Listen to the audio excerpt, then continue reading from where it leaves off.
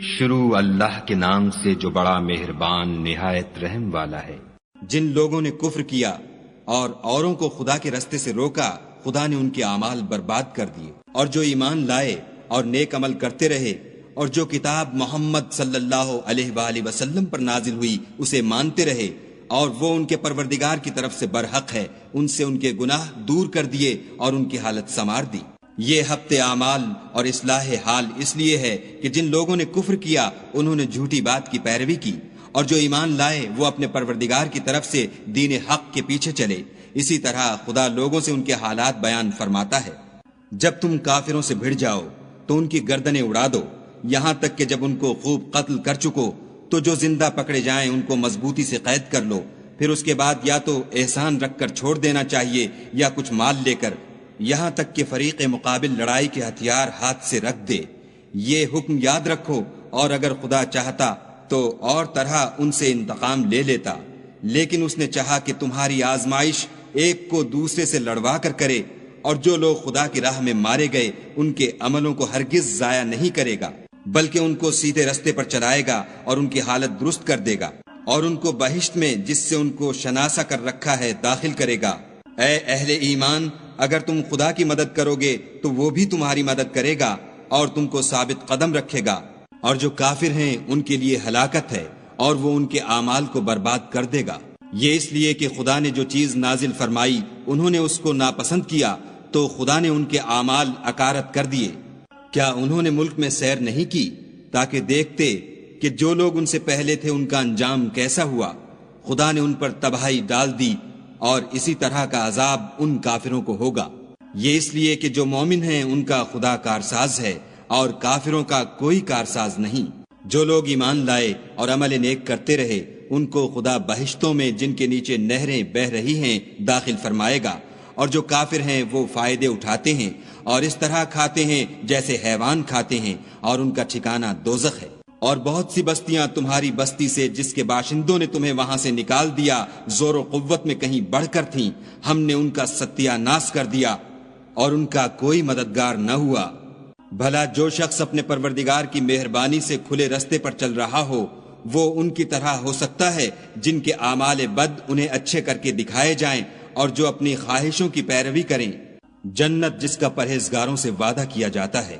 اس کی صفت یہ ہے کہ اس میں پانی کی نہریں ہیں جو بو نہیں کرے گا، اور دودھ کی نہریں ہیں جس کا مزہ نہیں بدلے گا، اور شراب کی نہریں ہیں جو پینے والوں کے لیے سراسر لذت ہے، اور شہد مصفہ کی نہریں ہیں جو حلاوت ہی حلاوت ہے، اور وہاں ان کے لیے ہر قسم کے میوے ہیں، اور ان کے پروردگار کی طرف سے مغفرت ہے۔ کیا یہ پرہیزگار ان کی طرح ہو سکتے ہیں جو ہمیشہ دوزخ میں رہیں گے، اور جن کو کھولتا ہوا پانی پلایا جائے گا تو ان کی انتڑیوں کو کاٹ ڈالے گا؟ اور ان میں بعض ایسے بھی ہیں جو تمہاری طرف کان لگائے رہتے ہیں، یہاں تک کہ سب کچھ سنتے ہیں، لیکن جب تمہارے پاس سے نکل کر چلے جاتے ہیں تو جن لوگوں کو علم دین دیا گیا ہے ان سے کہتے ہیں کہ بھلا انہوں نے ابھی کیا کہا تھا؟ یہی لوگ ہیں جن کے دلوں پر خدا نے مہر لگا رکھی ہے اور وہ اپنی خواہشوں کے پیچھے چل رہے ہیں، اور جو لوگ ہدایت یافتہ ہیں ان کو وہ ہدایت مزید بخشتا ہے اور پرہیزگاری عنایت کرتا ہے۔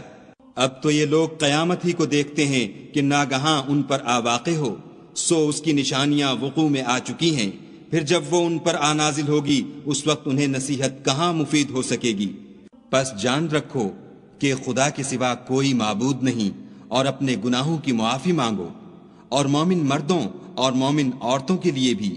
اور خدا تم لوگوں کے چلنے پھرنے اور ٹھہرنے سے واقف ہے۔ اور مومن لوگ کہتے ہیں کہ جہاد کی کوئی صورت کیوں نازل نہیں ہوتی، لیکن جب کوئی صاف معنوں کی صورت نازل ہو اور اس میں جہاد کا بیان ہو تو جن لوگوں کے دلوں میں نفاق کا مرض ہے تم ان کو دیکھو کہ تمہاری طرف اس طرح دیکھنے لگیں جس طرح کسی پر موت کی بے ہوشی طاری ہو رہی ہو، سو ان کے لیے خرابی ہے۔ خوب کام تو فرما برداری اور پسندیدہ بات کہنا ہے، پھر جب جہاد کی بات پختہ ہو گئی تو اگر یہ لوگ خدا سے سچے رہنا چاہتے تو ان کے لیے بہت اچھا ہوتا۔ اے منافقو، تم سے عجب نہیں کہ اگر تم حاکم ہو جاؤ تو ملک میں خرابی کرنے لگو اور اپنے رشتوں کو توڑ ڈالو۔ یہی لوگ ہیں جن پر خدا نے لعنت کی ہے اور ان کے کانوں کو بہرا اور ان کی آنکھوں کو اندھا کر دیا ہے۔ بھلا یہ لوگ قرآن میں غور نہیں کرتے یا ان کے دلوں پر قفل لگ رہے ہیں؟ جو لوگ راہ ہدایت ظاہر ہونے کے بعد پیٹھ دے کر پھر گئے، شیطان نے یہ کام ان کو مزین کر دکھایا اور انہیں طول عمر کا وعدہ دیا۔ یہ اس لیے کہ جو لوگ خدا کی اتاری ہوئی کتاب سے بیزار ہیں، یہ ان سے کہتے ہیں کہ بعض کاموں میں ہم تمہاری بات بھی مانیں گے اور خدا ان کے پوشیدہ مشوروں سے واقف ہے۔ تو اس وقت ان کا کیسا حال ہوگا جب فرشتے ان کی جان نکالیں گے اور ان کے منہوں اور پیٹھوں پر مارتے جائیں گے۔ یہ اس لیے کہ جس چیز سے خدا ناخوش ہے یہ اس کے پیچھے چلے اور اس کی خوشنودی کو اچھا نہ سمجھے، تو اس نے بھی ان کے عملوں کو برباد کر دیا۔ کیا وہ لوگ جن کے دلوں میں بیماری ہے یہ خیال کیے ہوئے ہیں کہ خدا ان کے کینوں کو ظاہر نہیں کرے گا؟ اور اگر ہم چاہتے تو وہ لوگ تم کو دکھا بھی دیتے اور تم ان کو ان کے چہروں ہی سے پہچان لیتے اور تم انہیں ان کے انداز گفتگو ہی سے پہچان لوگے، اور خدا تمہارے اعمال سے واقف ہے۔ اور ہم تم لوگوں کو آزمائیں گے تاکہ جو تم میں لڑائی کرنے والے اور ثابت قدم رہنے والے ہیں ان کو معلوم کریں اور تمہارے حالات جانچ لیں۔ جن لوگوں کو سیدھا رستہ معلوم ہو گیا اور پھر بھی انہوں نے کفر کیا اور لوگوں کو خدا کی راہ سے روکا اور پیغمبر کی مخالفت کی، وہ خدا کا کچھ بھی بگاڑ نہیں سکیں گے اور خدا ان کا سب کیا کرایا اکارت کر دے گا۔ مومنو، خدا کا ارشاد مانو اور پیغمبر کی فرما برداری کرو اور اپنے عملوں کو ضائع نہ ہونے دو۔ جو لوگ کافر ہوئے اور خدا کے رستے سے روکتے رہے پھر کافر ہی مر گئے، خدا ان کو ہرگز نہیں بخشے گا۔ تو تم ہمت نہ ہارو اور دشمنوں کو صلح کی طرف نہ بلاؤ، اور تم تو غالب ہو اور خدا تمہارے ساتھ ہے، وہ ہرگز تمہارے اعمال کو کم اور گم نہیں کرے گا۔ دنیا کی زندگی تو محض کھیل اور تماشا ہے، اور اگر تم ایمان لاؤ گے اور پرہیزگاری کرو گے تو وہ تم کو تمہارا اجر دے گا اور تم سے تمہارا مال طلب نہیں کرے گا۔ اگر وہ تم سے مال طلب کرے اور تمہیں تنگ کرے تو تم بخل کرنے لگو، اور وہ بخل تمہاری بدنیتی ظاہر کر کے رہے۔